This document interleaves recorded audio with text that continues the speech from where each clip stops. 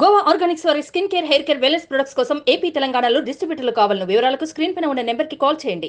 పోలవరం గురించి మాట్లాడితే పోలవరం గురించి నాకు తెలియదు అంటాడు అంబటి రాంబాబు గారు. ఏదన్నా మాట్లాడితే నాకు నా మీద పెద్ద ఎత్తున రంకెలేస్తూ ఉంటాడు ఆయన. కొమ్ములు ఇరిచేస్తాం పిచ్చ పిచ్చ ఆశాలు వేస్తే. మీరు ఆలోచించండి, పోలవరం ప్రాజెక్టుకి జలవనరుల శాఖ మంత్రి అతను. పోలవరం ఎప్పుడు అవుద్దంటే నాకేం తెలుసు అని చెప్పి కూర్చొని డ్యాన్స్ ప్రాక్టీసులు చేస్తాడు. తమాషాలు అనుకుంటున్నారా వీళ్ళు? ఇది సరదాలు అనుకుంటున్నారా? పోలవరం కోసం ఎంతమంది 1,60,000 మంది ఇల్లు కోల్పోయారు. 1,60,000 మంది. మంత్రి పదవి బాధ్యత సరదాలు కాదు. నేను సినిమాల్లో డ్యాన్సులు చేస్తాం, నేను చేయడానికి ఆలోచిస్తాం. సరదాగా డ్యాన్సులు చేయమని నేను కాదను. కూర్చొని సీరియస్గా ఒక హీరోలా కూర్చోబెట్టి డ్యాన్సులు చేయడానికి నీకు మంత్రి పదవి ఇచ్చింది. ఈరోజు మళ్ళీ కూర్చోబెట్టి ఆయన తమ్ముడు అంబటి పొరలి మళ్ళీ ఇక్కడికి వచ్చి మళ్ళీ ఇక్కడ దాడులు చేయడానికి, బెదిరించడానికి, హెలిప్యాడ్లు తవ్వించేయడానికి, దీనికా మీరు అయ్యింది? అరే నాలాంటి వాడికి మీరు రక్షణ కల్పించలేకపోతే సగటు రైతుకే రక్షణ కల్పిస్తారు, సగటు రైతు కూలీకే రక్షణ కల్పిస్తారు, సగటు ఆడపడుచుకే రక్షణ కల్పిస్తారు, సగటు ఉద్యోగికి ఏం రక్షణ కల్పిస్తారు? భయపడితే లాభం లేదు, ఎదురు తిరగాలి.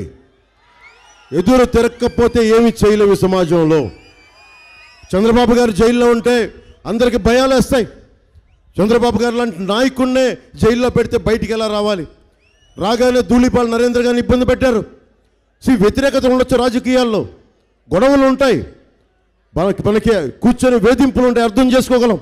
కానీ ఈ స్థాయిలోనా ఇంత బెదిరింపులా, చంపేయడాలు, అక్రమంగా కేసులు పెట్టడాలు, ఎవరిని పడితే వాళ్ళని కూర్చొని ఆడబిడ్డల మీద అసహ్యంగా తిట్టడాలు, ఎంత దారుణమైన పరిస్థితి.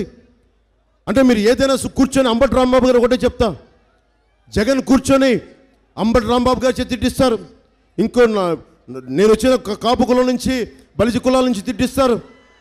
నాకు అనిపిస్తుంది మీరు తిట్టడానికి ఆ కులాన్ని వాడుకునేది మీరు ఎప్పుడు నేర్చుకుంటారు? వయసులు రాలేదా మీ దగ్గరికి? ఈరోజు అంబటి రాంబాబు గారు అల్లుడు కూడా చెప్తా ఉన్నాడు బయటికి, అతనికి ఓటు వేయిద్దని చెప్పి, ఇంకా అతను అంబటి బుర్రలికి ఓటు వేయిద్దని. ఇంట్లో వాళ్ళు విసిగిపోయారు, వీళ్ళు చేసే పిచ్చాశాలకి. 1,60,000 మంది నిరాశ్రయులయ్యారు గిరిజనులు. వాళ్ళకి డ్యాన్సులు చేస్తామా, లేదంటే కనీసం ఉపశమనం కలిగించే మాటలు చెప్తామా? పోలవరం బాధితులకి కూర్చోబెట్టే డ్యాన్సులు, ఏదైనా మాట్లాడితే కూర్చోబెట్టిన తిట్టడాలు. ముఖ్యంగా కాపు సామాజిక వర్గానికి కూడా నా విన్నపం తెలియజేస్తా ఉన్నాను.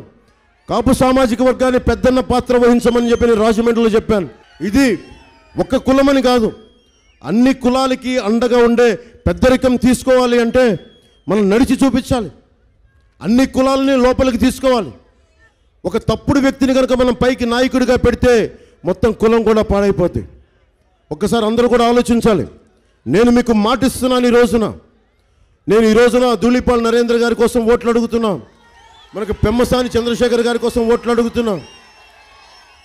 నేను పిఠాపురం నుంచి నేను పోటీ చేస్తున్నా. నేను పని చేస్తా, పని చేయనిస్తా. అసెంబ్లీలో అందరం కూర్చుంటాం, మాట్లాడతాం, నేను బాధ్యత తీసుకుంటాం. మన జనసేన నాయకులకి బాధ్యతలు ఇస్తాం. ప్రతి మండలంలో జనసేన నాయకత్వాన్ని బలపరుస్తాం. అంబటి రాయుడు గారిని ఒకటే కోరుకుంటున్నాం, భవిష్యత్తులో బలమైన జనసేన నాయకుడిగా ఆయన తీర్చిదిద్దే బాధ్యత, ఒక రాష్ట్ర స్థాయి నాయకుడిగా, జాతీయ స్థాయి నాయకుడిగా తీర్చిదిద్దే బాధ్యత తీసుకుంటాం. అంబటి ఇంటి పేరంటే ఇలా మన అంబటి రాంబాబు కాదు, అంబటి రాయుడుని తెలియజేస్తాం భవిష్యత్తులో బయట. సుమన్ టీవీలో మీ పర్సనల్ అండ్ బిజినెస్ ప్రమోషన్స్ కోసం కింది నెంబర్కి కాంటాక్ట్ చేయండి.